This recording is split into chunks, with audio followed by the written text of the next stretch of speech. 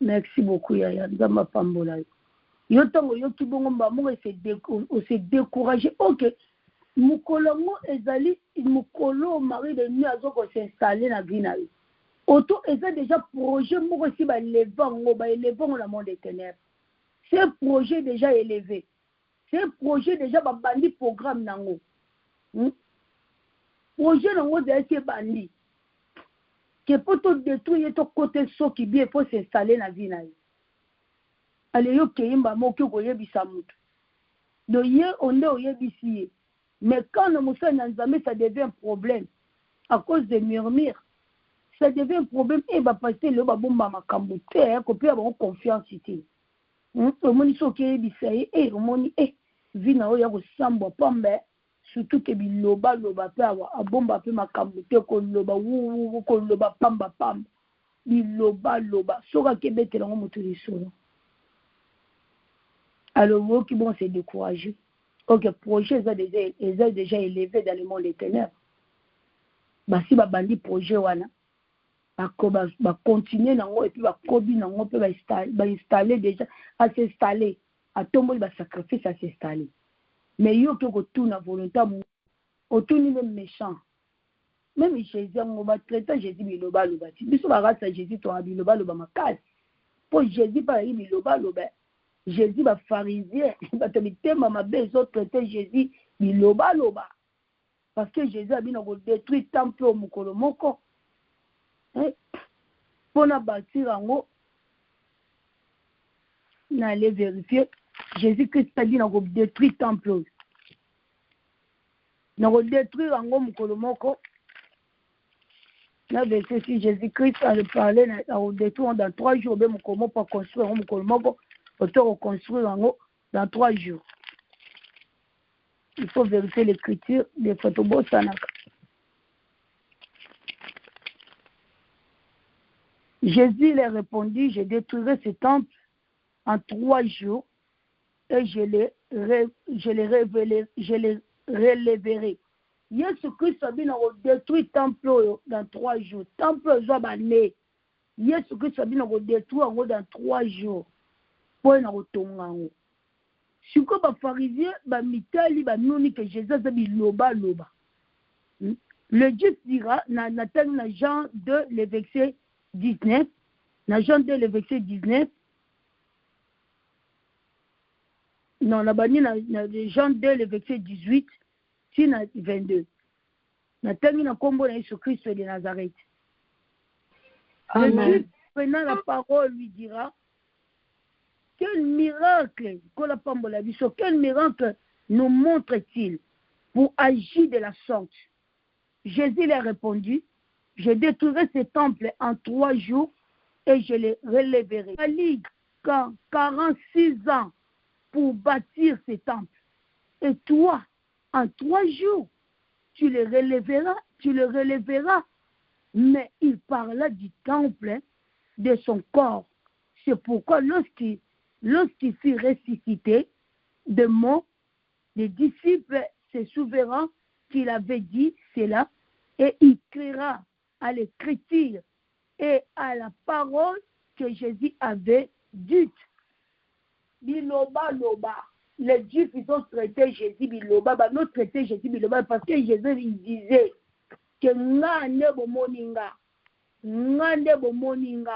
bondimelanga ngai na uche pa tata ngana zana tata ngana mona tata. Alors les méchants traitaient Jésus le biloba loba. Jésus aime ta bibando traiter Jésus biloba loba. Ceux qui ne comprenaient pas Jésus, bando traiter Jésus biloba loba. Ceux qui étaient contre Jésus, bando traiter Jésus biloba loba. Pour mutu soka contre yo, au traito kama be. Au lingote, en traito kama be. Parce que à lingote, quand quelqu'un te t'aime pas, te faut à lingote, bien aimé. Soka lingote, lingote. Mutu à lingote, abando pousser kaka batu. Na bando pousser, bando témoigner, bando témoigner kaba il mange à ma be contre yo. En ça, un mot concerne que zong mais le kuta. En réalité, de l'homme, c'est l'esprit. Esprit na ye wana walingi la côté yango mte dirigera e. Donc avant de témoigner comme abe contre yo. Jésus était traité biloba loba. Biso ba race ba Jésus Christ ora biloba loba le roi yemo Jésus Christ de Nazareth. Grand biloba loba. Ne peut biso ora biloba loba. Pour une identité à Jésus Christ. Si comme mon colon c'est un projet. Ok projet on attend ba bandi yango. Quand le Seigneur t'a révélé, ce projet-là doit être détruit. Le projet, il faut la détruire. Il faut la détruire parce que Jésus-Christ a parlé de son corps. Corps humain doit être détruit pour obéir à la loi de Jésus-Christ. Si le corps humain n'est pas détruit, ne respectera, excusez bien aimé, ne respectera pas Jésus, ne se soumettra pas en Jésus-Christ. Quand tout ça va détruit et y a un état de brisement. Moutou faut la briser la vie. Somme à briser à cause se soumettre à la volonté de Jésus-Christ. À cause se soumettre en obéissance à cause de sa liderité on a matérialisé les bossons na yé. C'est ça qui ramène même des femmes de pas obéir à leur mari. Les autres tinda même basi baba to sa mi ba na bangote. Parce que la femme n'est pas brisée. Bien aimé, allez louer le Seigneur. Attends que l'enseignement, la profondité, pardon, la tamoulaïté, parce que la parole de Dieu est pure et véritable, un argent éprouvé. David a dit, c'est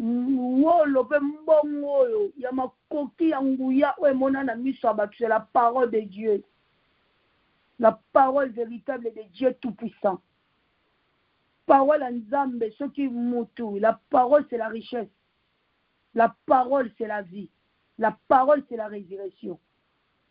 Ce moutazo boya parole. Ce qui moutazo persécuté moutou pour la parole. Bien aimé, c'est-à-dire que c'est l'ennemi de Dieu. Parce que nous faut encourager Moutou à cause de la parole de Dieu. Donc Moutou a enseigné la parole, même Saint-Esprit, pour accoter la Moutou, à l'obé la Moutou, même Sengalita l'obé la Moutou. Et ça qui n'ont disponible, et ça qui n'ont les jours n'a été, mais lui-même a provoqué le Saint-Esprit. Si il y a aussi le projet aussi, on va dire bon bien louer le Seigneur, pour qu'il y ait un enseignement. Si le corps de humain de la personne n'est pas détruisé, et que se soumettre en volonté à Jésus-Christ, et que se soumettre à l'obéissance de Jésus, et que se soumettre à projet que ça conclut parce que yo momo ko nango oloti ndoto nzamba sungi yo aussi mandoto wana combien de personnes balota bandoto bayiba bango yo moko mitiki pona yo ko tuna volonté à mutu. La personne que tu es allé demander à un méchant. Yo que tu n'ailles, à l'obani. Alors, il faut qu'il n'approche pas. Pour le bâtir. Parce que y a ici, à Zarabiloba, so y a ici passé à Panzo, ça me comme à Pombal là, et comme à Pombal, non, y a pas que yo a mari de nuit. Il y a un malin, mon sani, quoi, proche, qu'il y ait dit, qu'on le bâtit, et bon, ce qui est comme Pombal là, yo. Donc Nzamba va établir ça parce que Nzamba c'est juste Dieu c'est le juge. Nzamba ça n'a raté. Nzamba c'est le réseau, celui qui connaît et a connu bâtard on est c'est Nzamba. Nzamba pona mutu na sentimenté. Mutu ba ko pona ye pour apesi batu ba mbongo na élection. A futi ba apesi batu ba mbongo mona moment ya élection. Bate belé ba visitera batou de ba visiter ba maman ve ba felina ko kaba pour corrompre les gens. C'est ce que poninga je ferai encore plus que on a opé sabino.